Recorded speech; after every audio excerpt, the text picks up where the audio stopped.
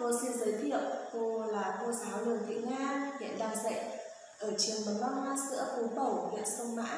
Các con ạ, do các con đã nghỉ lâu lắm rồi mà do dịch bệnh chủng virus corona gây ra nên các con phải ở nhà với ông bà, cha mẹ. Vì vậy mà các con phải ngoan ngoãn vâng lời ông bà, cha mẹ này và luôn giữ gìn chân tay sạch sẽ, rửa tay bằng xà phòng và ăn uống đầy đủ các chất dinh dưỡng để có cơ thể khỏe mạnh để đến trường, đến lớp gặp cô giáo và các bạn. Các con nhớ chưa nào? Và để tiết học của chúng ta hôm nay sinh động hơn, các con hãy cùng hướng lên màn ảnh nhỏ và hát thật to bài hát về quả cùng cô giáo nào.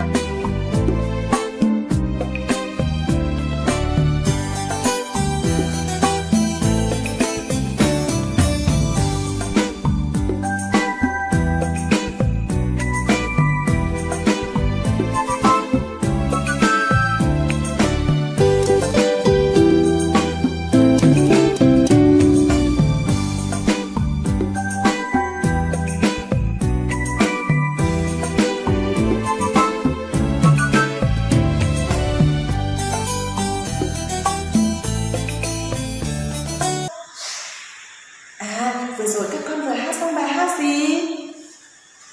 Đúng rồi các con ạ, đó là bài hát về quả đấy.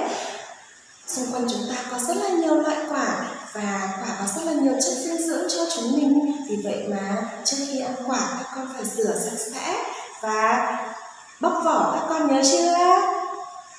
Và hôm nay các con ạ, do kỳ nghỉ dài và cô giáo ở nhà, cô giáo đã tự tìm hiểu và nặn một số loại quả ở nhà đấy. Hôm nay cô giáo đã mang đến cho cả các con cùng chiêm ngưỡng cùng cô giáo nào. Và các con hãy cùng quan sát lên đây. Cô ở nhà cô giáo đã nặn được một số loại quả này. Các con hãy đoán xem đây là những loại quả nào nhỉ? Đó là quả táo này và quả cam, quả nho, chùm nho nữa đấy. Để nặn được một số loại quả như vậy thì các con hãy cùng quan sát lên đây. Cô hướng dẫn các con nặn. Trước khi nặn thì các con phải chọn đất này và chọn đất nhào để dẻo đất này. Quả cam thì các con chọn màu vàng và quả táo thì các con chọn màu đỏ. Trước tiên các con chọn màu, sau đó các con phải nhào đất thật dẻo và sau đó đặt vào lòng bàn tay, xoay tròn trong lòng bàn tay của chúng mình. Các con tạo thành quả táo này.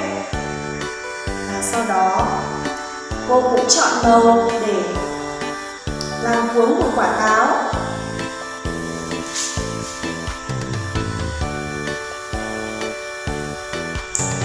Cô giáo đã nặn được quả táo rồi đấy. Và tiếp theo cô cũng chọn màu để nặn quả cam. Thì các con phải chọn màu nào nhỉ? Quả cam cô giáo chọn màu vàng này. Và sau đó cô giáo nặn nhào đất này. Cô giáo nhào đất thật dẻo, sau đó cô giáo chia đất ra và đặt vào lòng bàn tay để xoay tròn tạo thành quả cam này. Tiếp theo cô giáo cũng chọn màu để tạo thành cuống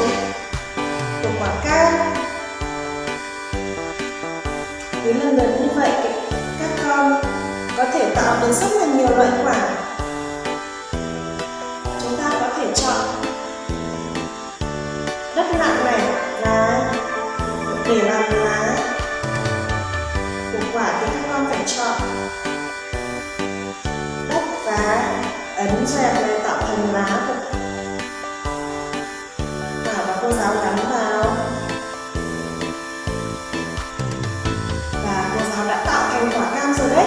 Và các con ạ, các loại quả để tạo thành, dùng đất nặng để tạo thành các loại quả, các con cũng hãy dùng và chọn đất nặng này và nhào đất thật dẻo. Và các con phải chia đất ra và đặt vào lòng bàn tay, xoay tròn này và uống thì chúng ta có thể lăn dọc trong lòng bàn tay. Và khi lá thì các con cũng phải chọn lá và chúng ta ấn dẹp trong hai ngón tay, ấn dẹp lại để tạo thành lá cây. Và các con ạ, cô giáo đã hoàn thiện. Cô giáo vừa thực hiện xong rồi. Vậy bây giờ cô giáo mời các con thực hiện nào. Vừa rồi cô giáo đã nặn và hoàn thành những loại quả mà cô giáo thích rồi đấy các con ạ. Và cô giáo hy vọng qua giờ học ngày hôm nay, cô Nga hy vọng các con ở nhà các con sẽ tạo được rất là nhiều loại quả theo ý thích của các con. Và giờ học của chúng mình hôm nay đã hết rồi. Cô hy vọng sẽ gặp lại các con ở những bài học tiếp theo. Xin chào và hẹn gặp lại.